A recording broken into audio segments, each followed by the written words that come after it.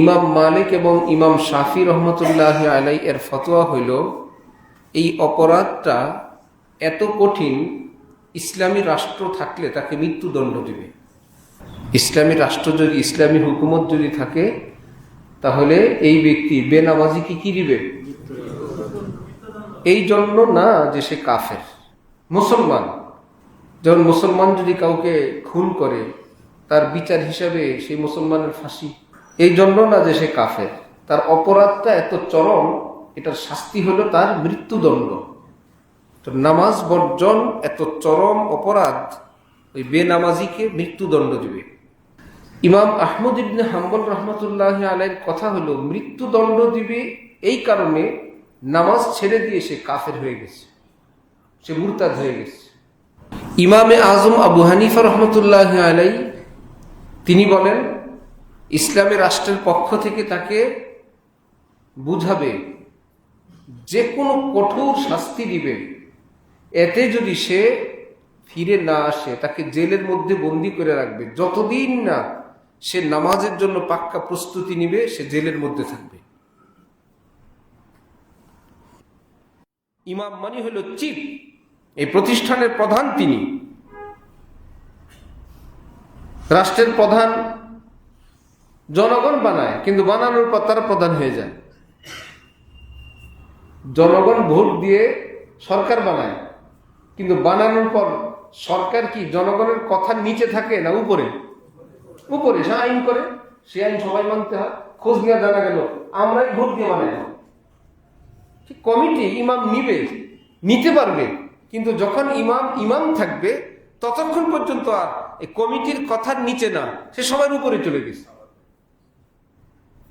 হ্যাঁ, চাইলে জনগণ যেরকম সরকারকে নামায় ফেলতে পারবে, চাইলে কমিটি ইমাম বাদ দিয়ে দিতে পারবে, কিন্তু যতক্ষণ ইমাম তখন কমিটি কি ইমামের উপরে না নিচে?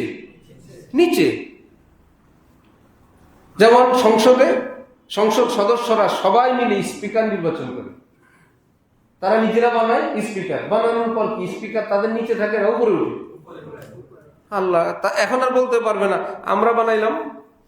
আমরা আবার সিস্টেম আছে, অনাস্থা দিলে শেষ, দিও যখন দিবা তখন শেষ। যতক্ষণ আস্থা আমার পদ স্পিকার, আমি স্পিকার। ইমাম যিনি হবেন মসজিদের, তিনি নিয়োগ দিবেন কমিটি, এলাকাবাসী, কিন্তু যতক্ষণ তিনি ইমামের পদে আছেন, তিনি কি এলাকাবাসীর অধীনস্থ না সবার উপরে? তিনি ইমাম।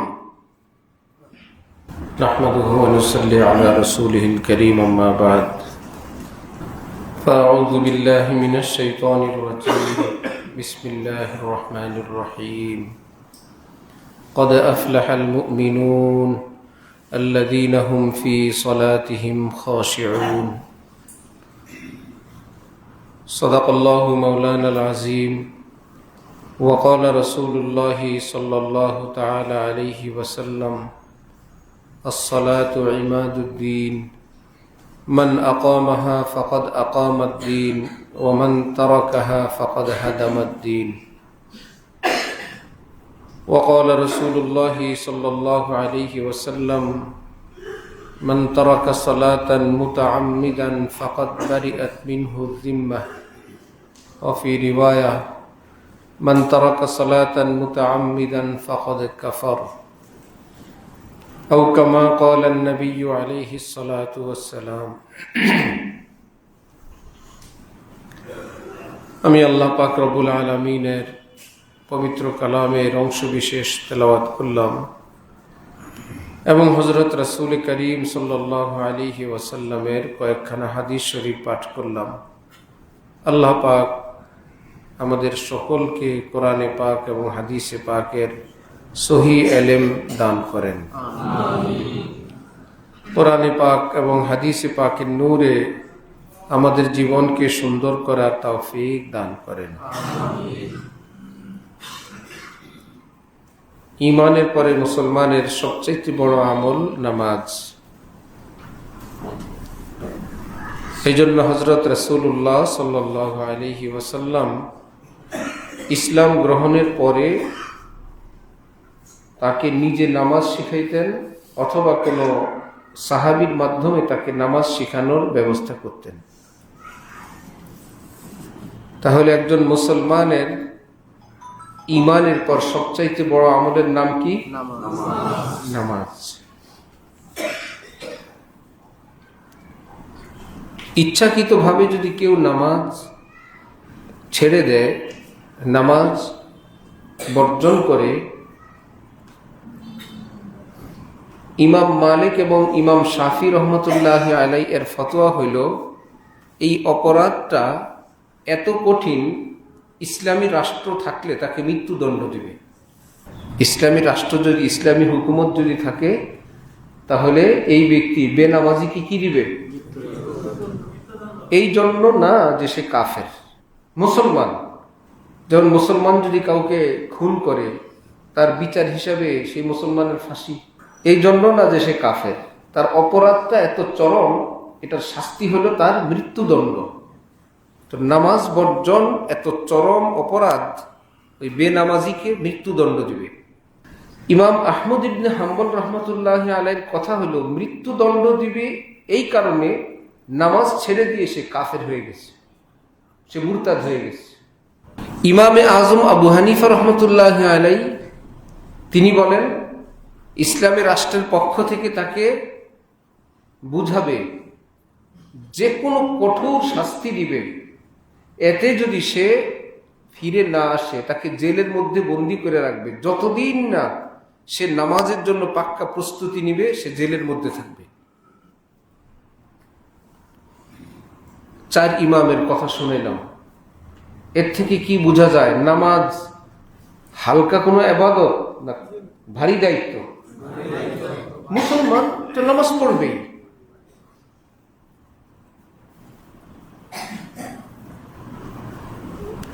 অন্যান্য ধর্মের মানুষেরা যেমনই হোক সেই ধর্ম, যে যেই ধর্মের মানুষ সে ধর্মের রীতিনীতি পালন করতে লজ্জাবোধ করে না। আমি সেই ধর্মের এটা বলতে সে লজ্জাবোধ করে না। হিন্দু মন্দিরে যেতে শরম পায় না, মূর্তির সামনে যা যা যেভাবে তাদের উপাসনা করা দরকার সেটা করতে তারা লজ্জা পায় না। খ্রিস্টান পায় না, বৌদ্ধ পায় না, এটা গর্বের সঙ্গে যায়। হ্যাঁ, মুসলমান নামাজ পড়তে কারো শরম লাগে, কারো সালাম দিতে শরম লাগে, কারো সুন্নতের উপর চলতে শরম লাগে, কারো সুন্নতি লেবাস পরতে শরম লাগে, কারো আলেমে দ্বীনের নিকট গিয়ে দ্বীন শিখতে শরম লাগে,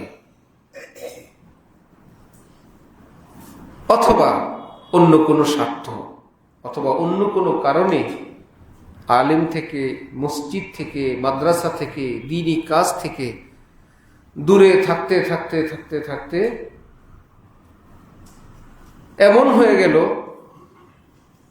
যে সে একজন মুসলমান, কালেমাওয়ালা মুসলমান, কিন্তু ইসলামী জীবন থেকে সে মাহরুম।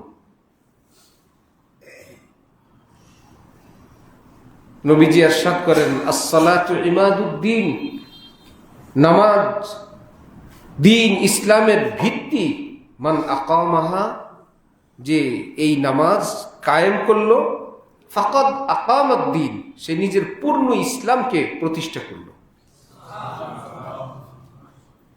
ওমান তারাকাহা, আর যে এই নামাজ বর্জন করলো, ফাকাদ হাদামাদ-দ্বীন, সে নিজের দ্বীন ইসলামকে ধ্বংস করে ফেলল, চুরমার করে ফেলল।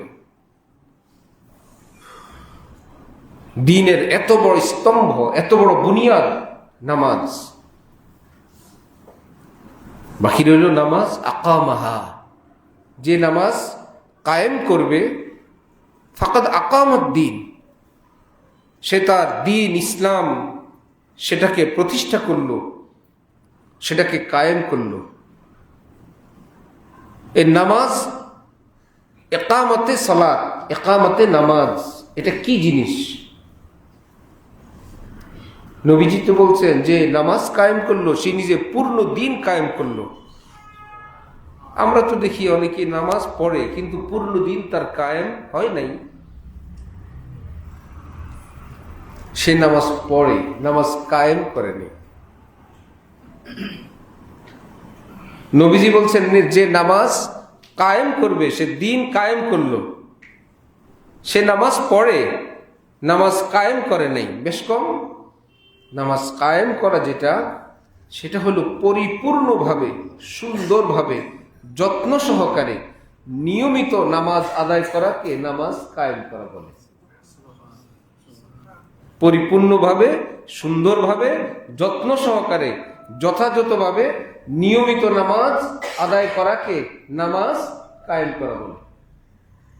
তাহলে দেখা যাবে আমরা নামাজ পড়ি, হ্যাঁ, যথাযথভাবে পড়ি না, সব সময় পড়ি না, যত্ন সহকারে পড়ি না, যথাযথ নিয়মে পড়ি না। এই জন্য নামাজ কায়েম এই শব্দ আমাদের ভাগ্যে জুটে না। আল্লাহ পাক রব্বুল আলামিন বলেন, ইন্নাস সালাতা তানহা আনিল ফাহশাই ওয়াল মুনকার। নামাজ নামাজিকে অশ্লীল, অসভ্য, নিচু, অসৎ কাজ থেকে বিরত রাখে নামাজি মানুষ। তাহলে মুসলমানরা আজকে নিজে নামাজ বর্জন করার কারণে নিজের হাতে নিজের দ্বীন ইসলাম ধ্বংস করল। নামাজ আদায় করার না করার কারণে অশ্লীল, অসভ্য, নিচু কাজের সঙ্গে সম্পৃক্ত হয়ে গেল। নামাজ আস-সালাতু নূর, নামাজ সবটা হলো নূর আর নূর। ইন্নাল আবদা ইয়াসজুদু আলা কদামাইর রহমান। নবীজি বলেন, বান্দা যখন আল্লাহু আকবার বলে সিজদা করে, বান্দা এই জমিনে জায়নামাজে কার্পেটে করে না, আল্লাহ পাকের কদমের উপরে সিজদা করে। আল্লাহ পাকের কদমের উপর সিজদা করে। এত বড় সৌভাগ্য থেকে সে বঞ্চিত হয়ে গেল। তাহলে 5 ওয়াক্ত, কতগুলো সিজদা, কতগুলো রাকাত। এই উসিলায় সে পবিত্র হয়, উযু করে, 5 বার উযু করে, ফাঁকে অল্প একটু বেউযু থাকে, আর প্রায় বেশিরভাগ সময় তার উযু সহকারে থাকে। 5 বার উযুর পরে হাদিসে আছে, নবীজি বলেন, বান্দা যখন সুন্দর করে উযু করে, তার জীবনের সমস্ত গুনাহ আল্লাহ পাক মাফ করে দিয়ে দেন। এমন কি চোখের পাতার ভিতরেও যদি কোনো গুনাহ থাকে, উযুর বরকতে আল্লাহ সেটাও মাফ করে দেন। নামাজের প্রস্তুতি এত সুন্দর। নামাজে আসবে, উযু করলেই আল্লাহ পাক তাকে মাফ করেন। আবার উযুর পরে কি দোয়া? আল্লাহুম্মা জাআলনি মিনাত তাওয়াবিন ওয়া জাআলনি মিনাল মুতাতাহহিরিন। আল্লাহ, আমার দেহটাকে পবিত্র বানান, আমার ভিতরটাকে তো আমি গুনাহ দ্বারা অপবিত্র করে ফেললাম। আল্লাহ, আমার ভিতরটাকে, অন্তর আত্মাটাকেও পবিত্র করে দেন। আল্লাহ, আমি আপনার কাছে আপনার মেহেরবানি চাই, আপনি দয়া করে আমার অন্তর আত্মাও পবিত্র করেন, আমার দেহটাকেও পবিত্র করেন। যদি 5 ওয়াক্ত উযু করলো, দোয়া করলো। হযরত আলী রাদিয়াল্লাহু তাআলা আনহু ওযুর সময় হযরতের চেহারা লাল বর্ণ হয়ে যেত। লোকেরা জিজ্ঞেস করতেন, এভাবে কেন, আপনি কাঁপেন কেন, কাঁপতে থাকতেন? বললেন যে, ভাই, আল্লাহ পাকের দরবারে দাঁড়াবো, কেমনি দাঁড়াবো? একটু পরে নামাজ, নামাজ তো আল্লাহর সামনে দাঁড়ানো আগে। আমার তো কোনো যোগ্যতা নেই, এত বড় মহান সত্তার সামনে আমি কোন মুখ নিয়ে দাঁড়াবো, এই ভয়ে আমি কাঁপতেছি।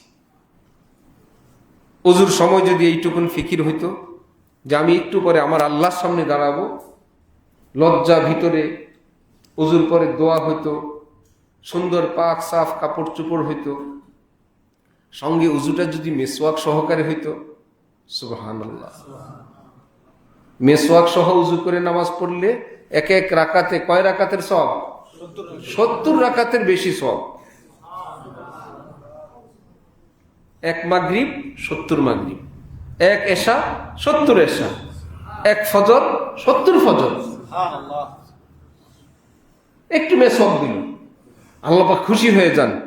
আমি পবিত্রতা পছন্দ করি, যেই জবান দিয়ে তুমি কালেমা পড়বা, সূরা কেরাত পড়বা, সেটাকে পবিত্র করলা, ঠিক আছে, 70 গুণ বেশি সওয়াব দেব। এত পছন্দ করেন তিনি পবিত্রতা। এত পছন্দ করে। মেসওয়াক তো নাই মুসলমানের জীবনে। যা একটু আছে বিপদে আপদে ব্রাশ, মুসিবত না হলে বিপদ না হলে ব্রাশও করতো না।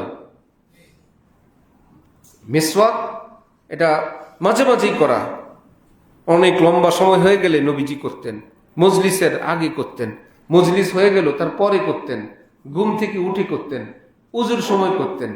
সুবহানাল্লাহ।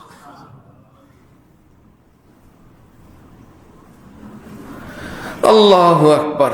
তাহলে উজু যদি সুন্দর হয়, সাথে যদি মেসওয়াক হয়, অন্তরে যদি লজ্জা অনুতাপ অনুশোচনা হয়, উজুর পরে যদি দোয়া হয়, আল্লাহ পাকের ঘরে যদি সুন্দরভাবে আসতে পারি, এইবার হলো যে নামাজের জন্য যে বিধি বিধান, নামাজের হুকুম আহকাম আছে না? আছে তো, যে আমার কাপড় চোপড় পবিত্র কিনা,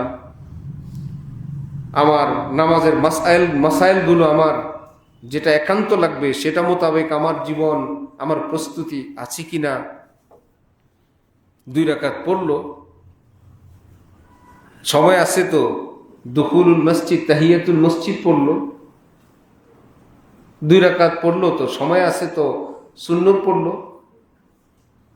বসেই থাকে আর কেবল ঘড়ি দেখতে থাকে, বসে বসে ঘড়ি দেখে। এটা কোনো একটা কাজ হইল? বরং একটু সময় পাইলে এটা আরো খুশির ব্যাপার। আলহামদুলিল্লাহ, নামাজ শুরু হওয়ার আগে একটু টাইম পাইলাম, একটু দুরূদ শরীফ পড়ি, 100 বার পড়ে ফেলি, কমপক্ষে লা ইলাহা ইল্লাল্লাহ পড়ে ফেলি। আজকে তো হয় নাই, আজকে লা ইলাহা ইল্লাল্লাহ আমল করি।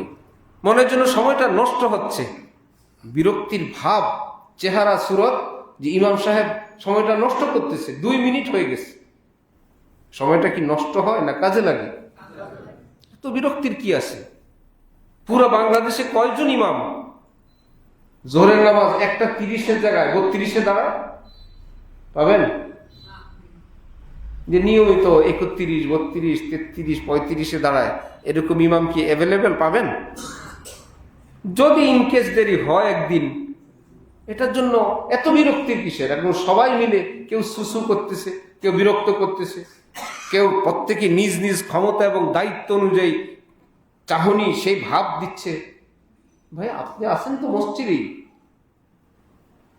আল্লাহ পাকের ঘর। ইমাম মানে হলো চিফ, এই প্রতিষ্ঠানের প্রধান তিনি।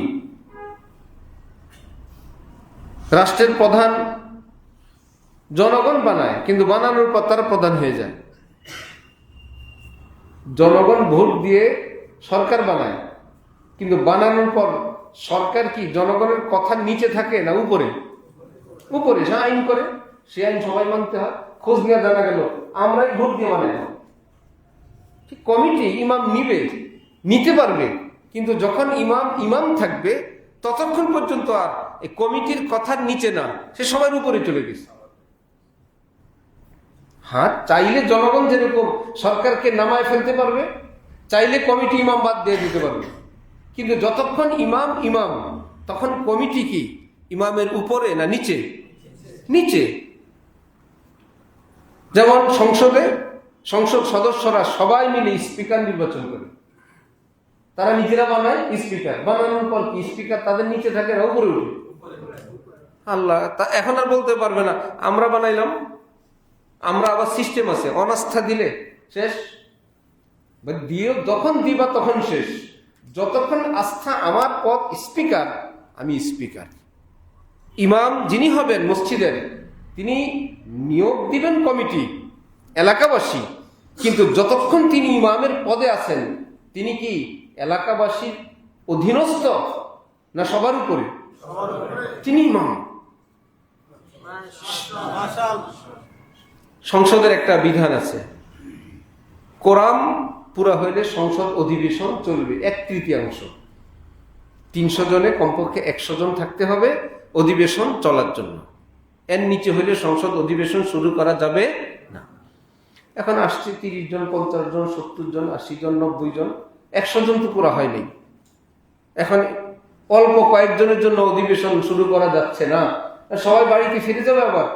আবার আরেকটা আইন আছে, স্পিকার যদি বলে চলবে, এটাও একটা আইন। 50 জন 30 জন নিয়েও তিনি সংসদ অধিবেশন করতে পারবেন, যেহেতু সংসদ নেতা যিনি প্রধান তিনি ঘোষণা দিলেন সংসদ আজকে আমরা চালাবো, তার কথার সম্মান এরকম এই কোরআনের আইন বাতিল হয়ে এটা একটা নতুন আইন লেখা আছে।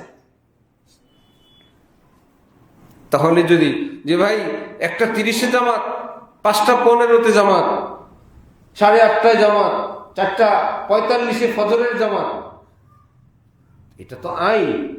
যিনি প্রধান তিনি যদি বললেন বসেন আমি আসতেছি, সবাই বসেন, দোয়া দুরূদ পড়েন, ভাই 2 মিনিট 1:35 জামাত হবে, এই অধিকারটা কি তার আছে না?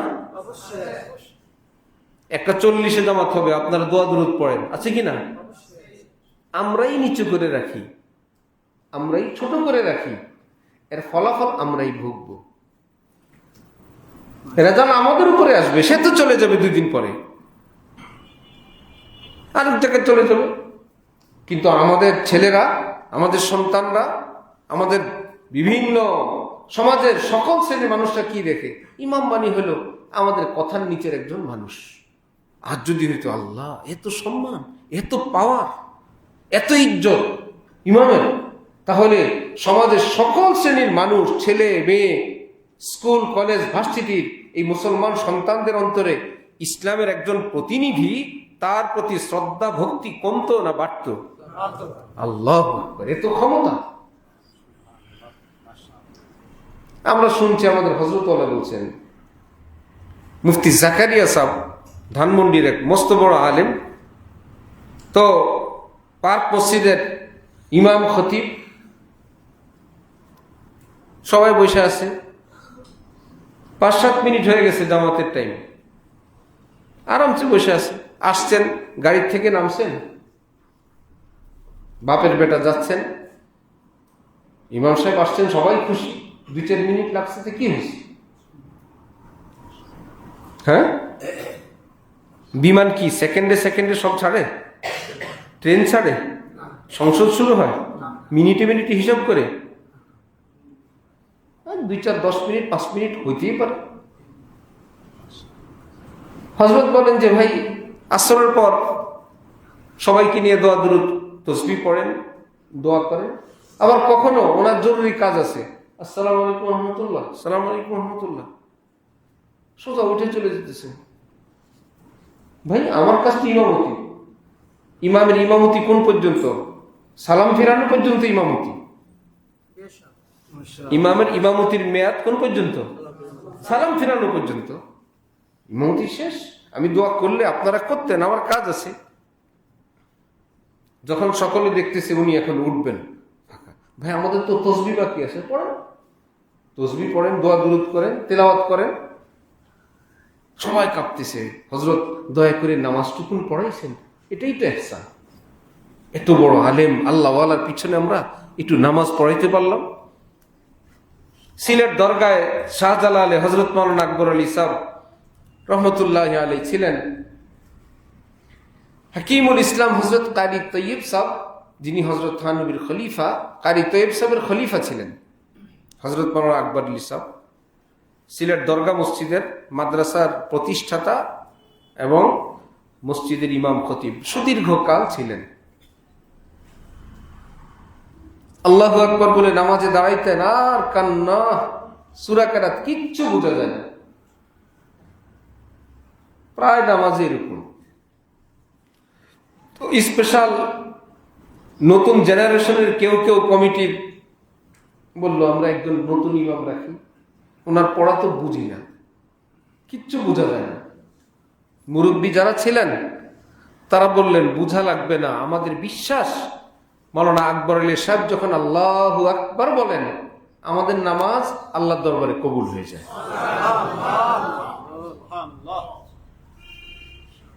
তার আল্লাহু আকবারে আমাদের নামাজ আল্লাহর দরবারে কবুল হয়ে যায়, স্পেশাল লাগবে না, শুকরিয়া আদায় করো।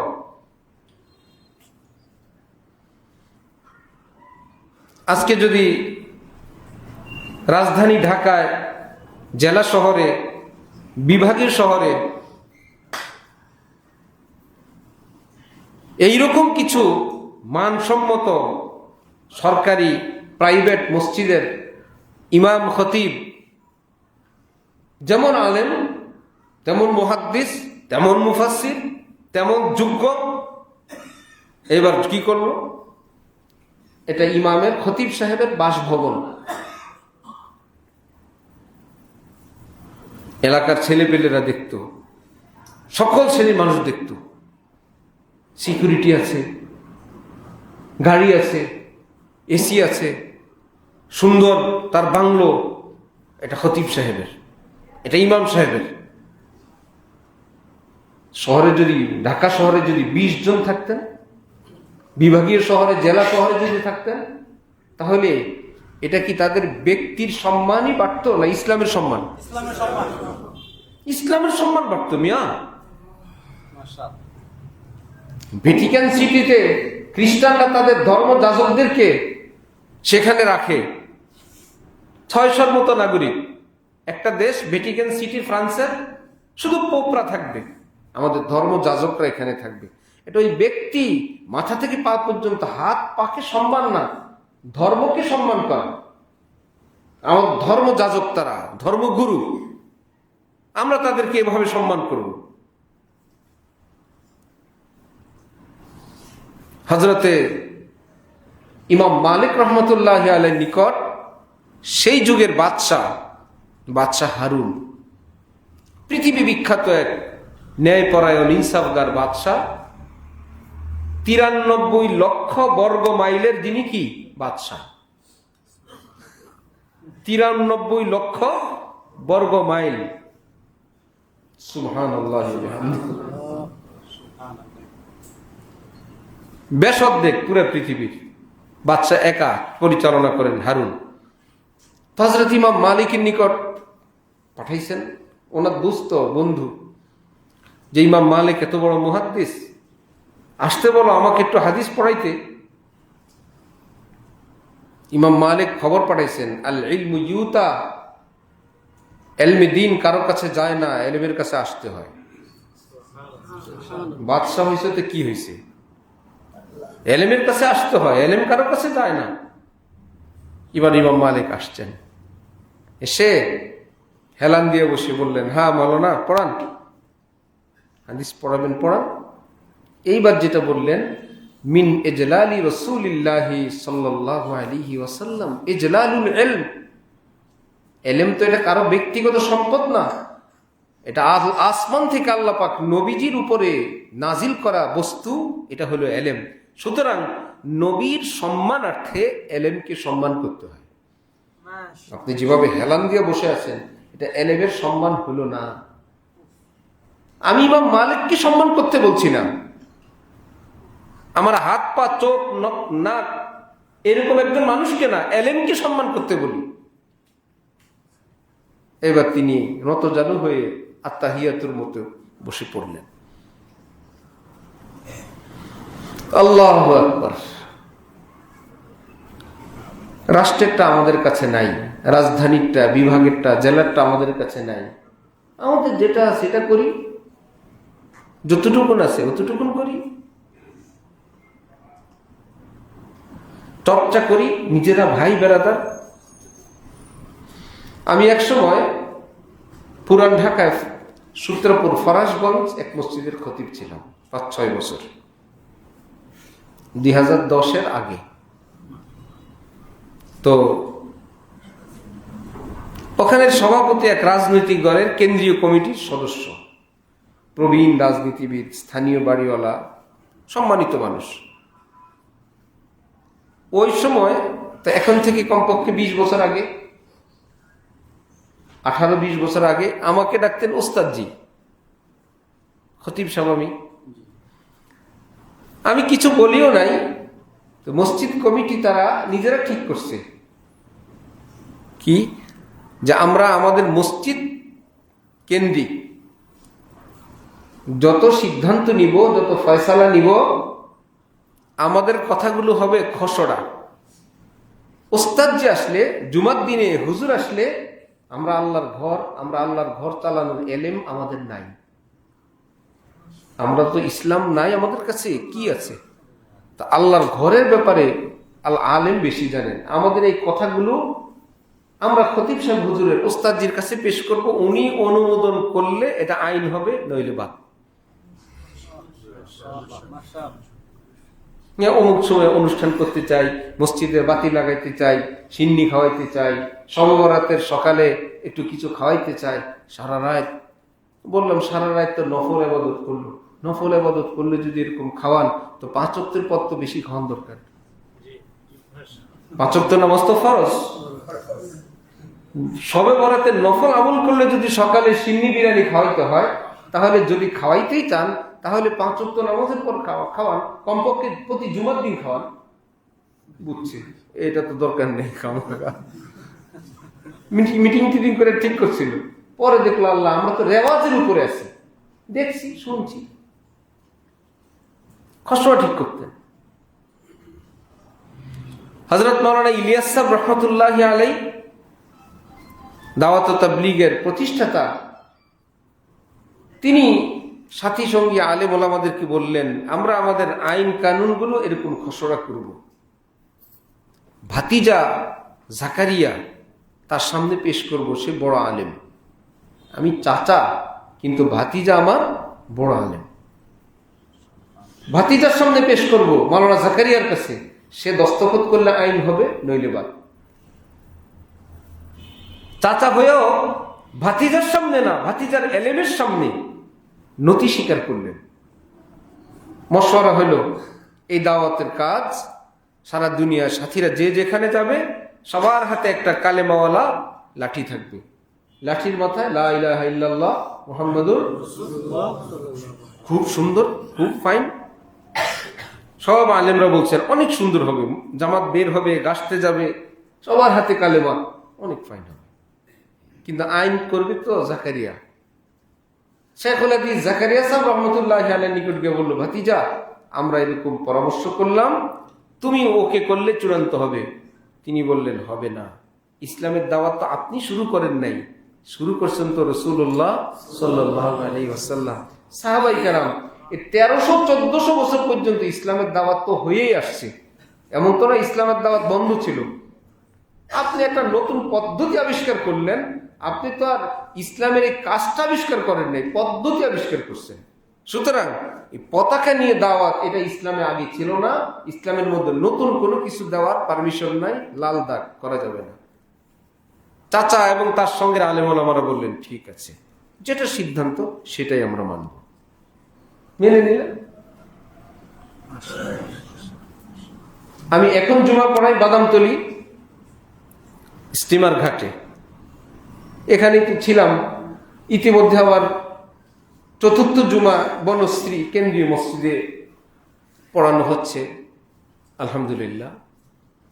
তো এখন এই মসজিদ একজন ইমাম রাখলেও আমি খতিব, ইমামের ইন্টারভিউ আমার কাছে। ভাই আমরা কি জানি, খতিব সাহেব আছেন, উনি রাখবেন। সভাপতি ইমাম সাহেব নিয়ে আসছে, একজন রুমের ভিতরে পাঠাইছে, আমি ইন্টারভিউ নিচ্ছি। এখন যাই জিজ্ঞেস করি তেমন একটা পারে না।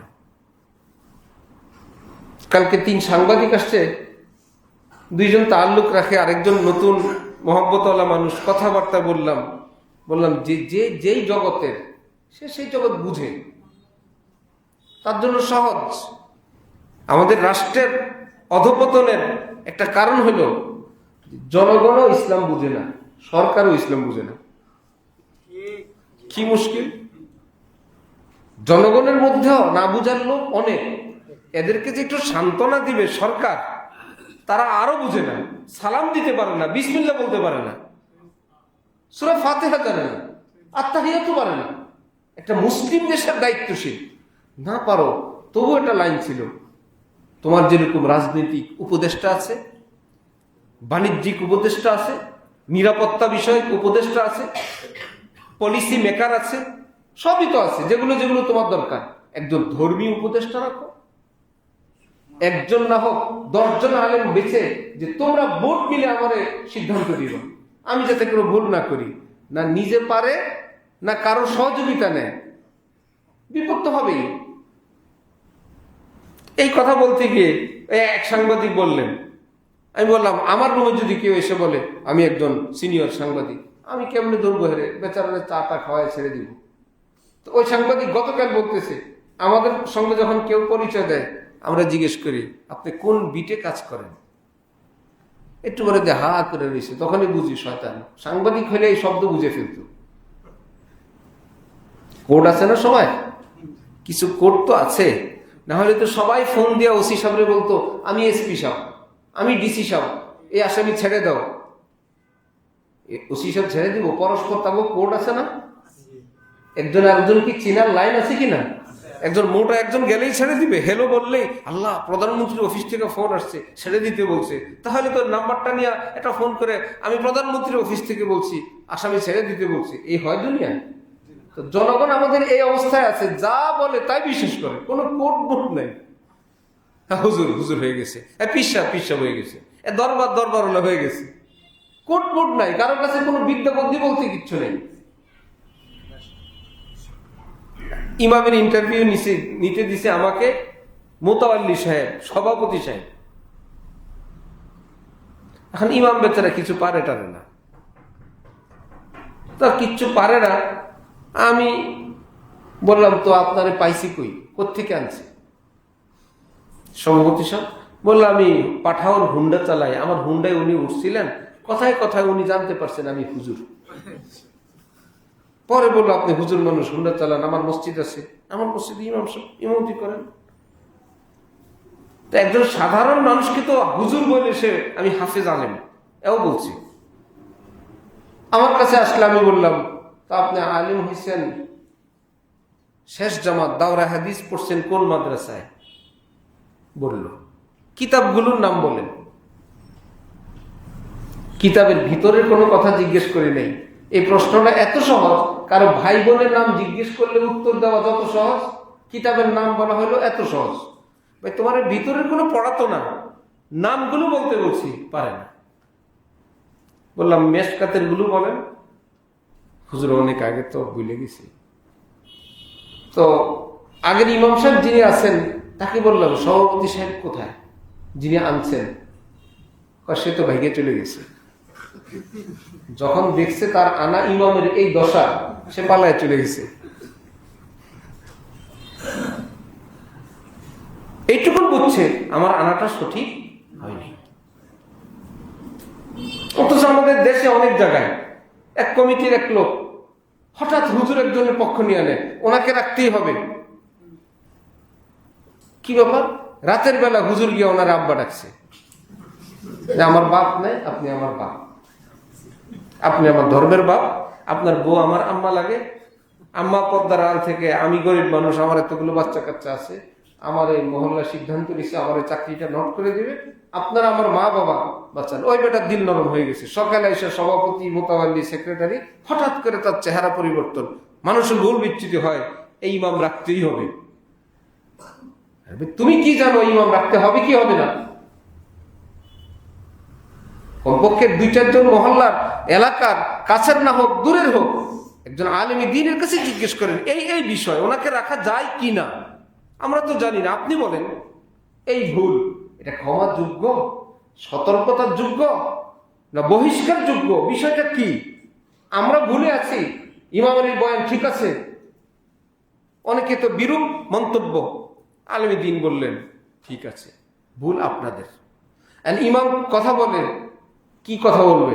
ভাইয়েরা নামাজ পড়বেন, নামাজ ছাড়বেন না।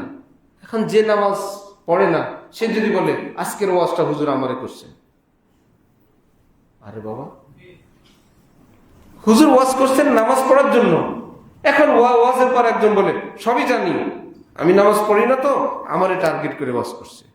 আচ্ছা হুজুর নামাজের ওয়াজ আর করলো না, পরের সপ্তাহে ঘুষের ওয়াজ করছে। এখন ঘুষ খুব একজন তো মসজিদে থাকেই, এরা খেপছে, এই সপ্তাহে আমাকে ধরছে। সুদের ওয়াজ করছে, বলে এখন আর কোনো ওয়াজ নাই, সুদের ওয়াজ করলো। আর দাড়ির ওয়াজ করছে, দাড়ি রাখা কি ফরজ, এই ওয়াজ করলো। হুজুর কি ওয়াজ করবে তাহলে? ওয়াজের মাকসাদ তো হলো মুসলমানরা যে যে ভুলের মধ্যে আছে সেটার থেকে উঠে যাতে ইসলামের উপরে আসে। তো ভুলের কথা যদি নাই বলে, ডাক্তার চেম্বারে আপনি গিয়ে যদি বলেন ডাক্তার সাহেব কি সমস্যা, কোনো সমস্যা নেই। কেন আসছেন? দেখা করতে আসছি স্যার। আর ভাই আমার চেম্বারে আসছেন কেন? আসছি এমনি স্যার, ডাক্তারের কাছে মাঝে মাঝে যাইতে হয়। তো কি অসুবিধা? কোনো অসুবিধা নেই।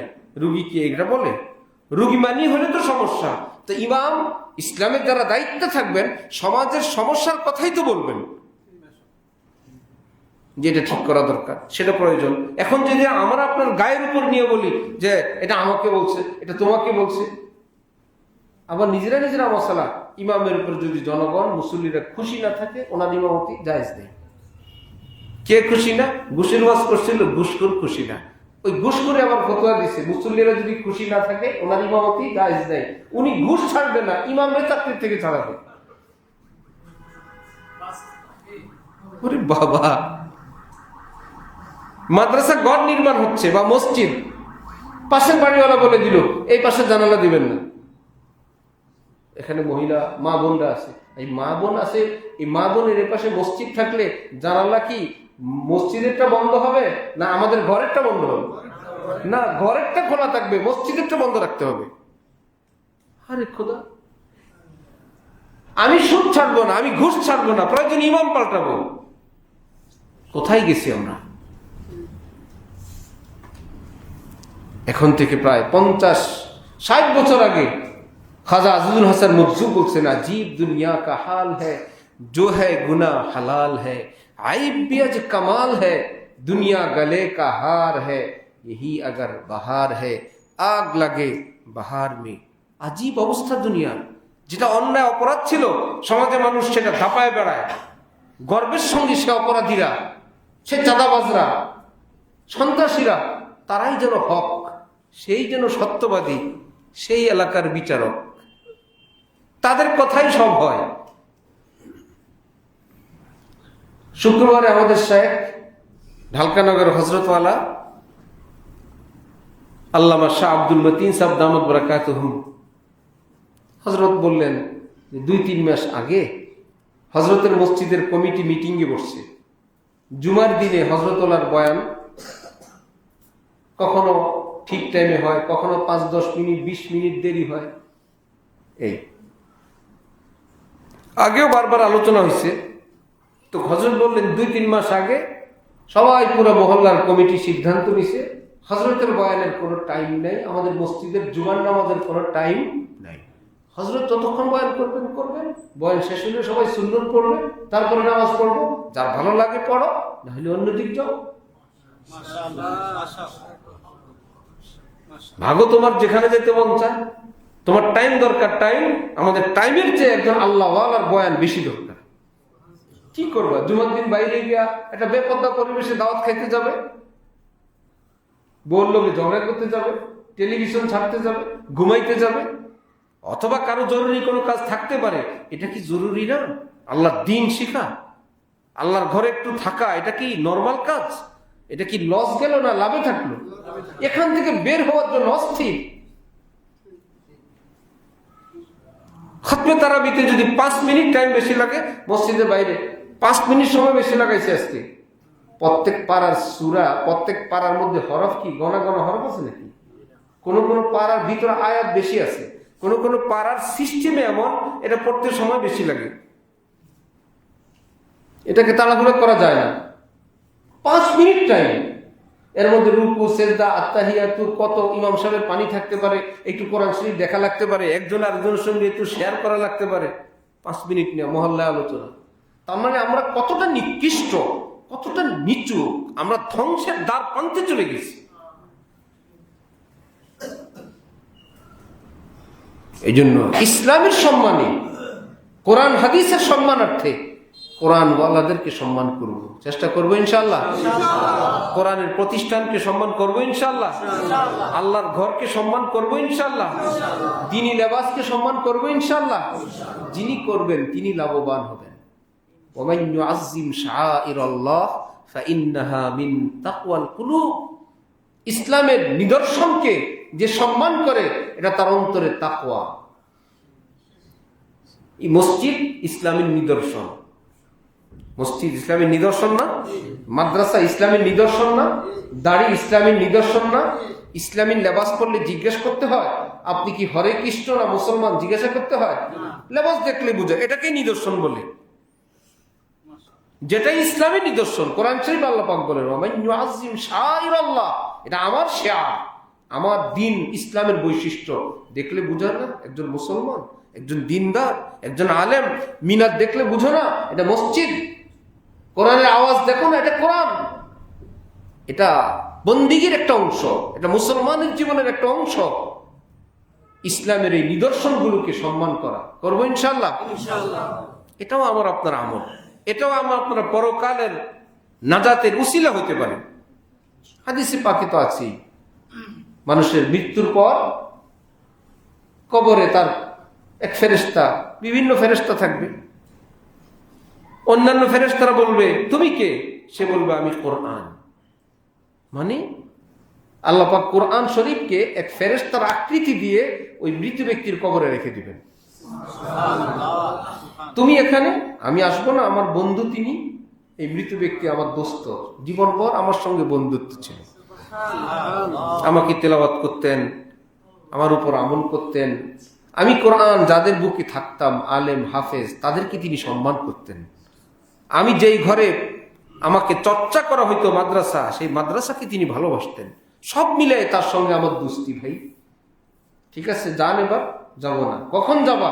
আমার বন্ধু কি নিরাপদে জান্নাতে পৌঁছানোর পর, তারপর যাব।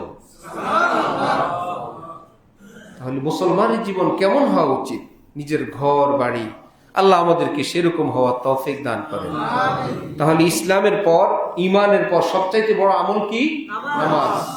নামাজের জন্য সুন্দর উজু, যত্ন সহকারে খুব খেয়াল করি, লজ্জার সঙ্গে আমি আল্লাহর দরবারে হাজির হব। এই লজ্জা যদি মনে থাকে, এটার নাম নাদামত, এটার নাম তওবা। এই তওবার উসিলায় জীবনের সগীরা কবিরা আল্লাহ সব মাফ করে দিবেন। 5 ওয়াক্ত নামাজ, পবিত্রতা, সব কাজের মধ্যে আল্লাহ পাকের স্মরণ, আল্লাহ পাকের ইয়াদ, এবং জীবনে এমন কোনো বেফাহেশ কথা না বলি যেটা আমার আমলের জন্য ক্ষতি, যেটা আমার বিরুদ্ধেই আমার কথা কিয়ামতের দিন বড় বিপদ না হয়। আল্লাহ আমাদেরকে সেই সুন্দর দ্বীনি ইসলামী জীবন দান করেন। ওয়া আখিরু দাওয়ানা আলহামদুলিল্লাহি রাব্বিল আলামিন।